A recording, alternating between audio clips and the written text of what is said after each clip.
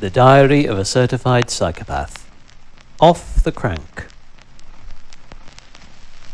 I've stated it every which way, including Sunday, that I'd sooner trust the pounds beneath my palm or count the beats between my ears than abide by Dr. Garmin's wildly guesstimated chronology of cardiological events. And though my tolerance for toil may have declined in recent times, at no point within the opening half of this brief dawn dally around Shoreham's deserted outskirts did heart and mind ever zone down into a sub-tempo trance. Only during my return leg, along the rugged rolling gauntlet of Upper Shoreham Road, after careening over a pothole deep enough to house Elon Musk's doomsday shelter, was my wearable fitness coach briefly rattled back to aerobic reality, whereafter the spurious spikes and sags persisted, until I rolled to a reflective standstill opposite St. Mary's Heavenly Sanctuary for Kind-Hearted Christians, from whose leafy cloisters echoed the enchanting strains of our feathered choir's rapturous ode to a tardy spring's principal perennials. Approximately one little hand's lap around the clock later, and after 8 steady hours of passive recovery, a frigid sea fret had enveloped Shoreham's peaceful peninsula, and no such soul-stirring psalms and sonnets from Mother Nature's winged sun-worshippers were audible over the mournful howl of its harbour's foghorn. Hence, after hastily throwing on another layer of moisture-wicking fabric, I clambered back aboard my magic carpet and reluctantly set sail, to embark on as much stone-cold circuitry, acts of squiggly evasion, and self-assigned conveyancing as I could comfortably cram into another reflective forage for bottled motivation,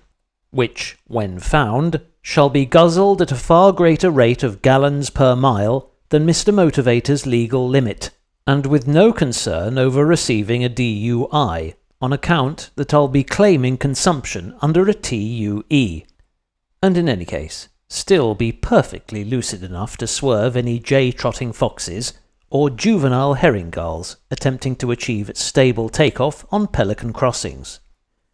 This segmented outing's accompanying slice of syndicated sonic spam, also known as a podcast, was episode 354 of the Richard Herring Leicester Square Lectures, featuring comedian, contemporary cultural analyst and terminal triviaholic Dave Gorman, expounding at abundant length on the convoluted mechanics of crossword composition.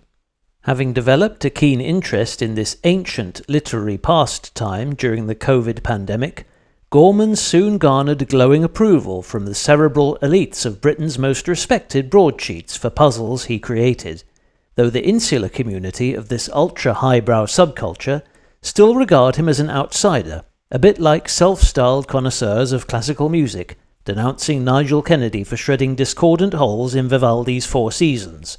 or William Wordsworth returning from the dead to criticise Eminem's appalling rhyming couplets.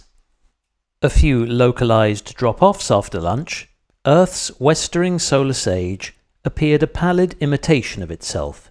first liquid silver seeping through ethereal stratus veils, before sinking behind a thick cumulus curtain, causing temperatures to swoop below all aerobically constructive levels,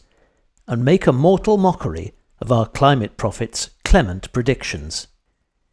Employed the traditional array of eco-savvy riding techniques that have thus far served me well, including a loose grip on the handlebars, regular transitions between the hood's tops and drops to ensure an even workload for all available muscle groups and maximise seated leverage points,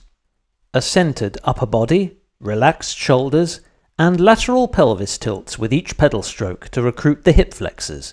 which also helps prevent undue hamstring stress. Whilst consistently applying these directives failed to quell the tingle in various extremities, it kept cadences from wandering above those of a rotary washing line loaded with damp tea towels, while I focused on formulating some obscure crossword clues of my own. Stay tuned.